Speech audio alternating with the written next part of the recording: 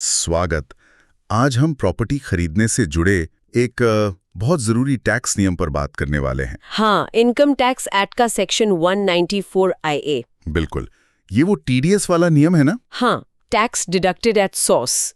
हमारे पास जो जानकारी है वो खरीदार की क्या जिम्मेदारियां हैं, क्या प्रोसेस है, उसे समझाती है। और ये शायद बड़ी प्रॉपर्टी डील्स के लिए ज्यादा जरूरी है। सही कहा। खासतौर पर जब प्रॉपर्टी की कीमत मतलब जो लेन देन हो रहा है वो 50 लाख रुपए या उससे ज्यादा हो। अच्छा, तो हमारा मकसद यही है कि इस जानकारी को एकदम आसान बना दें ताकि सबको समझ आ जाए। तो चलिए शुरू करते हैं। ये सेक्शन 194 IA असल में है क्या? देखिए, ये नियम किसी भी अचल संपत्ति पर लागू होता है, जैसे कोई मकान खरीद रहा हो, फ्लैट, बिल्डिंग या जमीन। जमीन मतलब हर तरह की जमीन? नहीं, इसमें खेती वाली जमीन, एग्रीकल्चरल लैंड, वो शामिल नहीं है। ओके। और सबसे बड़ी शर्त? सबसे अहम है कीमत, प्रॉपर्टी की जो सेल वैल्यू है या फिर उसकी स्टैंप ड्यूटी वैल्यू। हाँ, जो सरकारी रेट होता है। हाँ, तो इन दोनों में से जो भी रकम ज्यादा हो, अगर वो 50 लाख या उससे ऊपर है, तभी ये सेक्शन लागू होगा। और जिम्मेदारी किसकी है, बेचने वाले की या खरीदने वाले की? जिम्मेदारी पूरी तरह से खरीदार की है।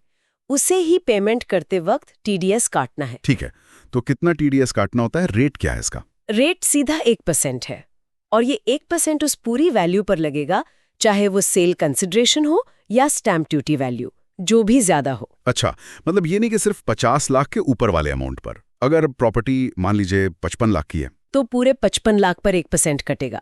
ये बहुत जरूरी पॉइंट है क्योंकि कई लोग इसमें कंफ्यूज हो जाते हैं। हाँ, ये कंफ्यूजन हो सकता है। अच्छा, एक और बात, आजकल प्रॉपर्टी के साथ कई दूसरे चार्जेस भी जुड़े होते हैं, जैसे पार्किंग, क्लब मेंबरशिप वगैरह। बहुत अच्छा सवाल। हाँ, 1 सितंबर 2019 के बाद से ये साफ कर दिया गया है। अच्छा, क्या बदला है? अब अगर ये सब चार्जेस, क्लब मेंबरशिप हो, कार पार्किंग, पानी बिजली के चार्जेस, मेंटेनेंस फीस, अगर ये सब सेल एग्रीमेंट का हिस्सा हैं, तो इन्हें भी प्रॉपर्टी की कीमत में जोड़ा जाएगा। ओह, तो टीडीएस उस पूरे मतलब टोटल रकम पर कटेगा? हाँ, उस पूरी टोटल रकम पर 1% टीडीएस लगेगा। और अगर पेमेंट किश्तों में हो रहा है तो हर किस्त पर कटेगा? बिल्कुल, हर किश्त के पेमेंट पर टीडीएस काटना होगा। ठीक है, ये 1% टीडीएस काटना है, ये समझ आ गया। पर खरीदार के लिए प्रोसेस क्या है? क्या कोई खास रजिस्ट्रेशन, टैन नंबर वगैरह चाहिए? यहाँ थोड़ी राहत है खरीदार के लिए। उसे अलग से टैक्स डिडक्शन अकाउंट नंबर यानी टैन लेने की जरूरत नहीं है। तो फिर कैसे होगा? खरीदार का अपना पैन, परमानेंट अकाउंट नंबर, वही काफी है इस टीडीएस को जमा करने के लिए। लेकिन बेचने वाले का पैन लेना जरूरी होगा, है ना? बेहद जरूरी। ये सबसे अहम चीजों में से एक है। खरीदार को विक्रेता का पैन लेना ही होगा। और अगर विक्रेता पैन न दे या उसके पास ना हो तो मुश्किल हो सकती है। अगर पैन नहीं है तो टीडीएस की दर 1% की जगह सीधी 20% हो सकती है। 20%? अरे बाप रे, ये तो बहुत ज्यादा है। हाँ, इसीलिए विक्रेता का पैन लेना बहुत जरूरी है। ओके, मान लीजिए पैन मिल गया, 1% टीडीएस काट लिया, अब खरीदार को क्या करना है? टीडीएस काटने के बाद जिस महीने में काटा है वो महीना खत्म होने के 30 दिन के अंदर। 1 महीने के अंदर मतलब? हाँ, 30 दिन के अंदर खरीदार को ऑनलाइन एक फॉर्म भरना होता है और ये टीडीएस सरकार को जमा करना होता है। इस फॉर्म का नाम है 26QB। 26QB, ये क्या होता है? चालान जैसा कुछ? हाँ, ये एक तरह का चालान कम स्टेटमेंट है। मतलब इसमें पेमेंट की डिटेल्स भी होती हैं और ट्रांजैक्शन की भी। और ये ऑनलाइन कहाँ से भरते हैं? इनकम टैक्स पोर्टल से। जी हाँ, इनकम टैक्स के पोर्टल पर ई पे टैक्स सेक्शन में जाना होता है। हाँ, 26QB टीडीएस ऑन प्रॉपर्टी का ऑप्शन मिलेगा। अच्छा, उसमें फिर खरीदार, विक्रेता, प्रॉपर्टी की डिटेल्स, पेमेंट की जानकारी, ये सब भरकर ऑनलाइन पेमेंट कर सकते हैं। पेमेंट हो गया, अब बेचने वाले को कैसे पता चलेगा या उसे क्या सबूत मिलेगा? हाँ, ये भी जरूरी है। जब खरीदार टीडीएस जमा कर देता है उसके लगभग 10-15 दिन बाद वो ट्रेसेस पोर्टल से फॉर्म 16B डाउनलोड कर सकता है। ट्रेसेस पोर्टल, ये क्या है? ये इनकम टैक्स डिपार्टमेंट का ही पोर्टल है टीडीएस रिकंसिलिएशन के लिए। तो खरीदार वहां से फॉर्म 16B, जो कि एक टीडीएस सर्टिफिकेट है, डाउनलोड करेगा। और ये सर्टिफिकेट फिर विक्रेता को देना है? बिल्कुल, ये सर्टिफिकेट खरीदार को विक्रेता को देना होता है।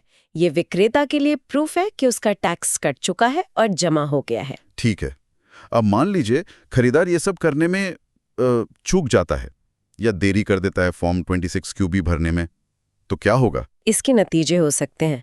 अगर फॉर्म 26 क्यूबी देर से फाइल किया तो हर दिन के हिसाब से 200 रुपए की लेट फीस लग सकती है। हर दिन 200 रुपए? हाँ, और ये तब तक लगेगी जब तक कुल फीस काटे गए टीडीएस अमाउंट के बराबर ना हो जाए। और अगर टीडीएस काटा ही नहीं? असल में काटा गया उस पीरियड का। और अगर काट लिया पर जमा नहीं किया सरकार को? तो ब्याज और ज्यादा है, 1.5% प्रति माह। ये काटने की तारीख से लेकर जमा करने की तारीख तक लगेगा। सिर्फ ब्याज और लेट फीस ही है या कोई और जुर्माना भी लग सकता है? जुर्माना भी लग सकता है अगर फॉर्म 26 क्यूबी फाइल ही नहीं किया या उसमें गलत जानकारी दे दी तो सेक्शन 271H के तहत 10,000 रुपए से लेकर 1 लाख रुपए तक का जुर्माना भी लगाया जा सकता है। ओहो, तो ये काफी सीरियस मामला है। लापरवाही महंगी पड़ सकती है। हाँ बिल्कुल। हालांकि अगर टीडीएस, ब्याज और लेट फीस वगैरह जमा कर दी है तो शायद पेनल्टी से छूट मिल जाए, पर वो केस टू केस डिपेंड करता है। ये तो हुई खरीदार की परेशानियां, अगर वो नियम फॉलो ना करे। लेकिन अगर खरीदार ये सब ठीक से नहीं करता तो बेचने वाले पर क्या असर पड़ता है? ये एक बहुत ही प्रैक्टिकल प्रॉब्लम है जो विक्रेता फेस कर सकता है। अगर खरीदार फॉर्म 26 क्यूबी टाइम पर फाइल नहीं करता है तो जो टीडीएस काटा गया है वो विक्रेता के फॉर्म 26 AS में रिफ्लेक्ट नहीं होगा। फॉर्म 26 AS, वो जो एनुअल टैक्स स्टेटमेंट होता है? हाँ, जिसमें आपके सारे टैक्स क्रेडिट दिखते हैं। अगर टीडीएस उसमें नहीं दिखा तो विक्रेता उस काटे गए टैक्स का क्रेडिट अपने इनकम टैक्स रिटर्न ITR भरते समय क्लेम नहीं कर पाएगा। अरे, मतलब उसने टैक्स दिया, पैसा कटा, पर उसे उसका फायदा नहीं मिला। सही समझे। और इसका मतलब ये हो सकता है कि उसे उसी इनकम पर दोबारा टैक्स देना पड़ जाए अपनी जेब से। ये तो बहुत गलत हो जाएगा। तो विक्रेता को भी ध्यान रखना चाहिए। हाँ, विक्रेता को भी फॉलो अप करना चाहिए कि खरीदार ने 26 क्यूबी फाइल किया या नहीं, और उनसे फॉर्म 16 भी जरूर लेना चाहिए। ठीक है। कोई और खास बात जो ध्यान रखनी चाहिए इस नियम के बारे में? हाँ, 2-3 छोटी मगर जरूरी बातें हैं। एक तो ये कि ये नियम सेक्शन 194 IA सिर्फ तभी लगता है जब विक्रेता भारत का निवासी हो, मतलब रेजिडेंट हो। और अगर विक्रेता NRI है तो? अगर विक्रेता NRI है तो नियम अलग हैं।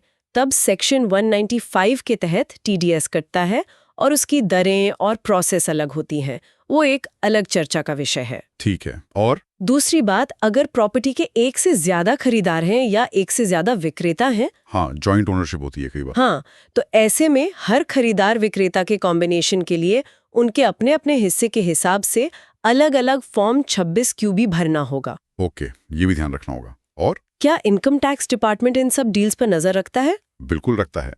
डिपार्टमेंट को रजिस्ट्रार ऑफिस से जानकारी मिलती है। एक एनुअल इन्फॉर्मेशन रिटर्न AIR होता है। अच्छा। की प्रॉपर्टी खरीद रहा है तो उसके लिए ये जरूरी है कि वो कीमत का 1% TDS काटे, या स्टैम्प ड्यूटी वैल्यू का 1% जो भी ज्यादा हो। हाँ, जो भी ज्यादा हो। फिर उसे 30 दिन के अंदर फॉर्म 26 क्यूबी भरकर जमा करे और फिर ट्रेसेस से फॉर्म 16B निकालकर विक्रेता को दे दें। एकदम सही कहा। ये पूरी प्रक्रिया न सिर्फ कानूनी तौर पर जरूरी है, बल्कि ये विक्रेता के लिए भी उतनी ही जरूरी है ताकि वो अपना टैक्स क्रेडिट क्लेम कर सके बिना किसी परेशानी के। बिल्कुल। तो ये थी सेक्शन 194 IA, यानी प्रॉपर्टी पर TDS से जुड़ी जरूरी जानकारी। उम्मीद है इससे चीजें थोड़ी साफ हुई होंगी। हाँ, और अंत में बस एक सोचने वाली बात छोड़ जाते हैं। प्रॉपर्टी के लेन देन में सिर्फ ये TDS ही नहीं होता, और भी टैक्स के पहलू हो सकते हैं, है ना? जैसे कैपिटल गेन्स टैक्स जो विक्रेता को देना पड़ सकता है, या कुछ मामलों में GST का लगना। तो इन सब टैक्स की बारीकियों के बारे में भी पहले से जानकारी रखना खरीदार और विक्रेता दोनों के लिए फायदेमंद हो सकता है। इस पर भी गौर करना चाहिए।